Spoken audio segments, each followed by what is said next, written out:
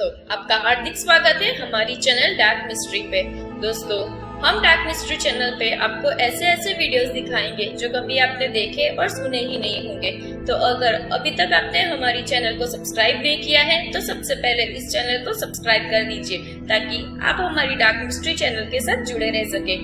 एक औरत अपने परिवार के सदस्यों के लिए रोजाना भोजन पकाती थी और एक रोटी वहाँ से गुजरने वाले किसी भी भूखे के लिए पकाती थी। वह उस रोटी को खिड़की के सहारे रख दिया करती थी जिससे कोई भी उसे ले जा सके।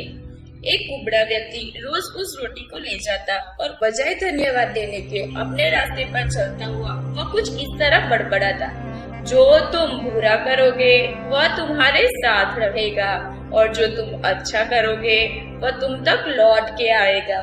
दिन गुजरते गए और ये सिलसिला चलता रहा। वो कुबड़ा रोज रोटी ले जाता और उन्हीं शब्दों को बड़बड़ाता, जो तुम बुरा करोगे वह तुम्हारे साथ रहेगा और जो तुम अच्छा करोगे वो तुम तक लौट के आएगा। वो औरत उसकी इस हरकतों से तंग आ गई और मन ही मन में खुद से कहने लगे कि कितना अजीब व्यक्ति है, एक शब्द धन्यवाद तो देता ही नहीं और न जाने क्या क्या बड़बड़ाता रहता है, मतलब क्या है इसका। एक दिन क्रोधित होकर उसने एक निर्णय लिया और बोली, मैं इस कुबड़े से निजात पाकर रहूंगी।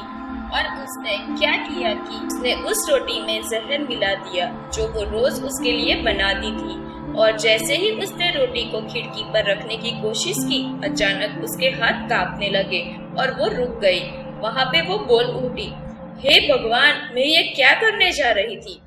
और उसने तुरंत उस रोटी को चूल्हे की आंच में जला दिया, एक ताजा रोटी बनाई और खिड़की के सहारे रख दी।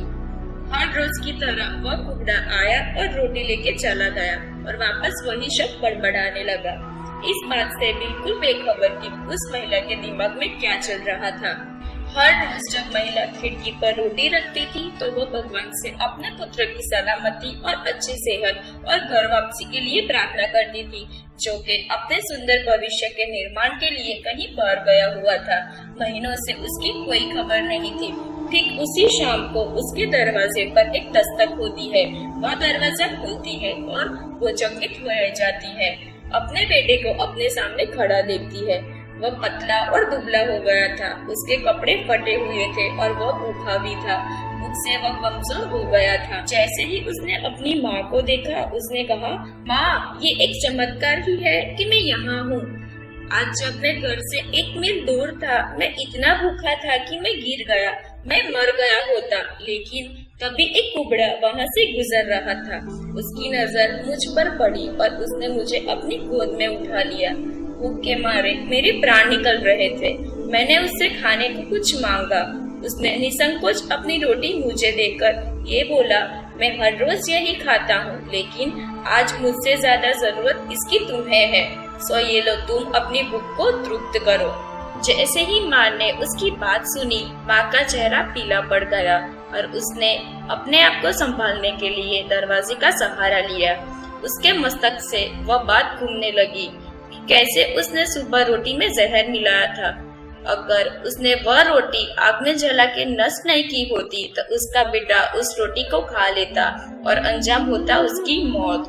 और इसके बाद उसे उस शब्द का मतलब बिल्कुल स्पष्ट हो चुका था, जो तुम बुरा करोगे वह तुम्हारे साथ रहेगा और जो तुम अच्छा करोगे वह तुम तक लौट के आएगा।